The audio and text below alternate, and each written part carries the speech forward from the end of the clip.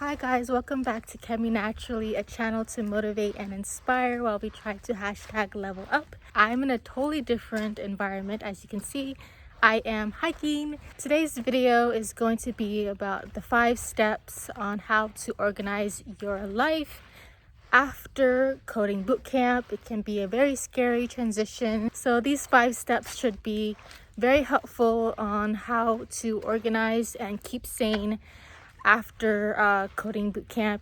So here is the first step. So the first tip would be to lay out all of the areas you need in order to be successful in your job search.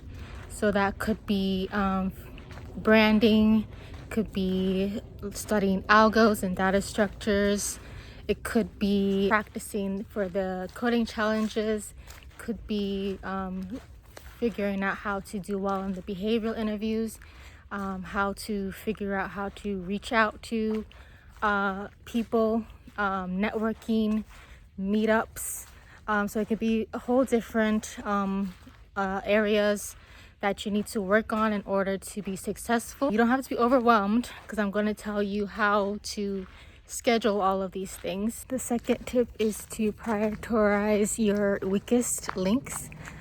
So for example, for me, it would be technical interviews. So I would spend more hours a day and more time during the week to focus on that, as opposed to focusing on coding projects. So I would put that in my schedule and make that known until I feel more comfortable doing that. I don't want to spend too much time doing something I already know how to do. Third tip is to use a Google Calendar or a planner to write down your tasks and to schedule those tasks so it can remind you of what you need to do each day. I think you should plan out at least 1 week in advance. Another tip is to schedule every single hour of the day.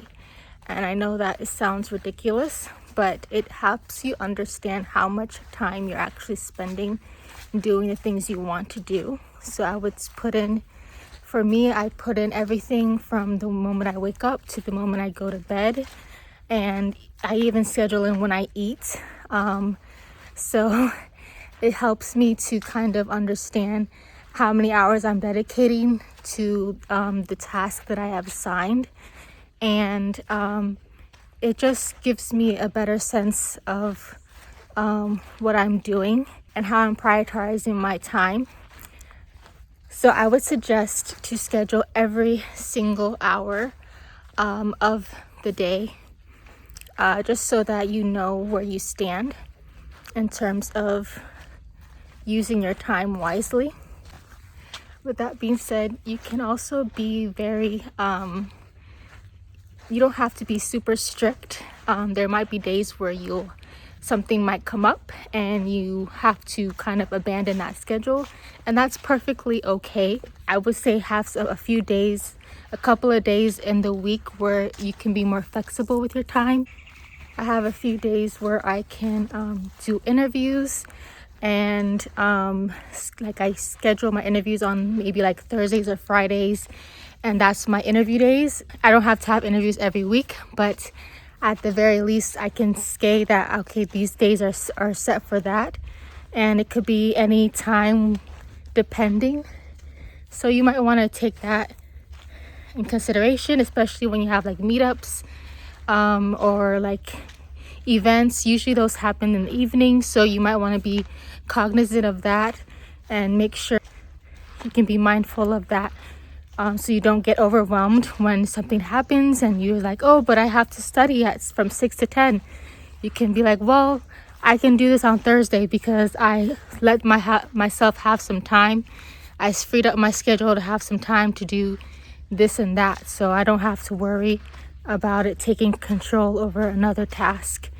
And then step 5, last step, make sure you schedule in a day to, like a Sabbath day, kind of like what I'm doing today, to kind of rest, to recuperate, to revisit your week, and to see if this is this schedule works for you. If it doesn't, what can I do to change it?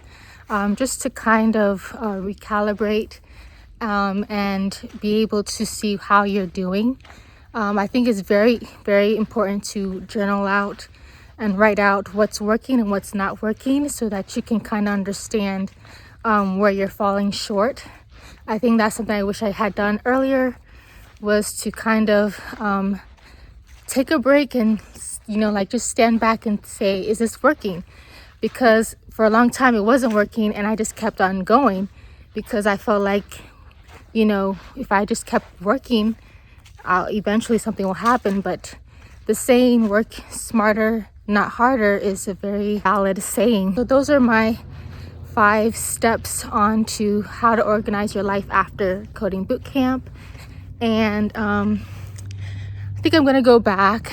I don't want to overwhelm myself. This has been a very relaxing, and this is my first hike. Never been on a hike before. I thought the animals were gonna attack me or something, but they didn't. So thank you. Thank you, animals, for sparing my life. But I'll show you guys more of the scenery. This is really pretty. And that will be it. If you like this video, give it a thumbs up and subscribe to my channel, and I'll see you guys next time. Bye.